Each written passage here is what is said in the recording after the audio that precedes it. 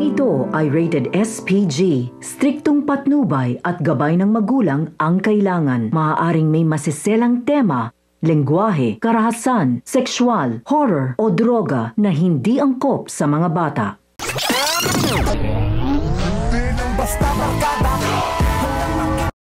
Nawagan nga ni Marites si Olga dahil kailangan niya umano ng makakausap tungkol kay Tanggol. Hindi sinabi ni Marites ang dahilan dahil gusto niyang personal itong sabihin kay Olga.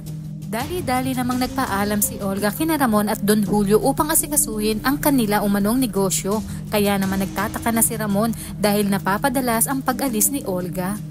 Binantaan niya si Olga na siguraduhin itong tungkol talaga sa negosyo ang inaatupag nito, hindi sa mga walang kwentang bagay. Habang si Tanggol ay matagumpay na natakasan ng mga parak at nang malaman niyang galing kay Roda ang inihagis sa kanyang bag ng snatcher ay kinuha niya nga ito.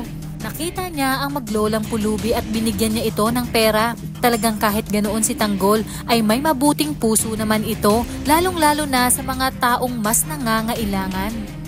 Si Roda naman ay naglupasay sa iyak dahil lahat ng ipon daw niya ay nandoon sa bag. Talagang mabilis ang karma sa kanya dahil sa ayaw at sa gusto niya mananatili pa rin siya sa bahay nila Marsing. Gulat na gulat naman si Olga nang malaman niya kay Marites na nakalaya na si Tanggol. Halatado sa kanya na kinabahan dahil anumang oras pwedeng magkita ang tunay na mag-ama. Pinuntahan naman ni Tanggol si Bubbles sa Toledo. Nakita naman siya ni Jelly kaya nagpresenta na itong samahan ng binata. Tuwang-tuwa naman si Bubbles nang makita si Tanggol at tila kinilig pa nga ito. At ang mga dapat nating abangan, magugulat si David sa kanyang paglabas ay nakita niya si Olga.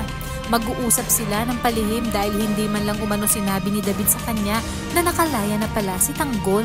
Ngunit giit nga ni David na tinatawagan niya si Olga pero busy ang telepono nito. Magtataka naman si Camille dahil narinig nito mula kay Olga na sinabi na hindi pwedeng guluhin ni Tanggol ang mga plano nila. Ang mga batang tondo kasama si Edwin ay nakipagkita na kay Lucio para sa kanilang bagong alyansa.